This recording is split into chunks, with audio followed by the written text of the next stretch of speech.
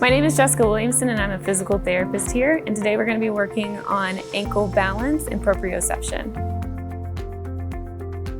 This first exercise we're going to do is really work to challenge your balance. What you're going to do is you're going to stand up nice and tall here, and we're going to narrow your base of support by bringing your feet close together so that they're touching. Here we look for you to stand for about 30 seconds, 3 times, without having a bunch of sway.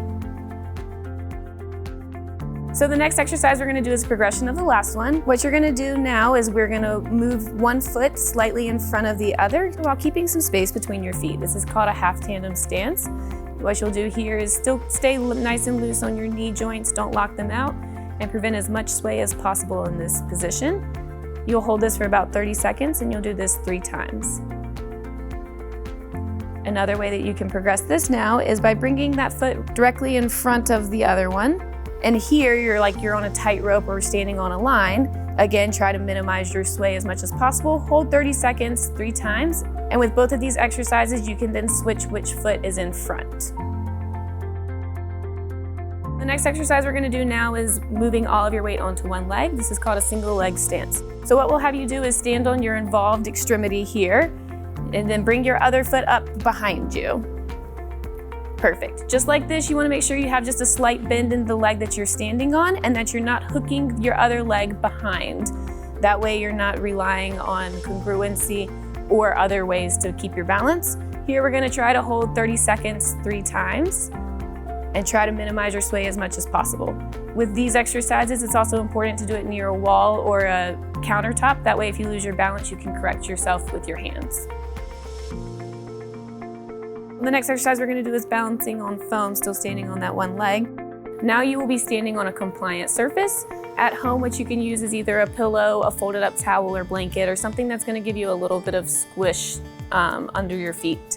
So what you're going to do is the same thing. You'll step up onto the foam here with your involved extremity, and then you're going to bring your foot up again. Again, here you're going to try to hold on for 30 seconds, and you'll do this 3 times each. Now we're going to look at some higher level balance and proprioceptive activities for your ankle injury.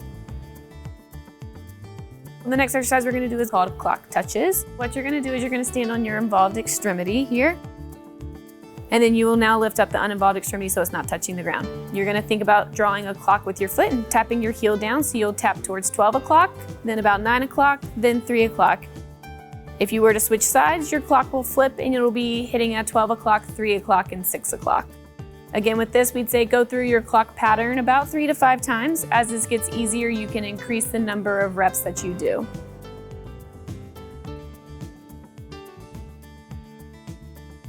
This next exercise is similar to like a single leg deadlift. We call these your T stands. You'll stand again on your involved extremity and you will bring your uninvolved extremity slightly off of the ground. What you're going to do is it's going to be a hinge from the hips, and you're going to bring your chest down towards the ground while kicking your opposite leg out towards the back there. Hold for about 1 to 2 seconds, and then you'll use those muscles of your involved extremity to then help pull you back up nice and tall.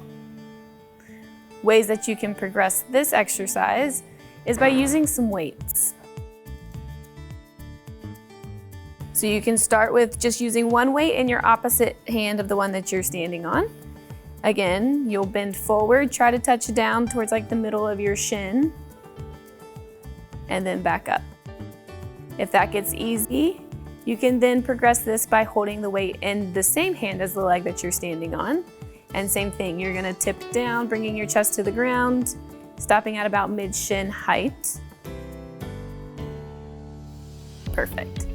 And then the next progression of this exercise is putting a weight in both hands. Then you will do the same motion. You'll bend down, stopping at about mid-shin height, and then pull back up. Try not to let that foot hit the ground as much as possible. This is going to be a higher level single leg balance exercise here, and it's going to have you reaching outside of your base of support. So you're going to be doing those T stands again, except now you're going to be tapping some cones. So what you'll do is you will stand on your involved extremity again. Again, keep a slight nice bend in your knee so you're not locking out. And you're going to hinge from your hips and tip forward, kicking your back leg out straight. And then you're going to touch the other cones out to the side. So typically we do this with about 3 cones. Each time, if you can, try not to let your foot come back and touch the ground. That way it'll challenge your balance a little bit more. We usually say start this off with touching each cone about 3 times. As it gets easier, you can increase the number of reps that you touch each cone. If you don't have cones at your house, you can also use anything like a cup or anything that has a little bit of height to it that you can touch.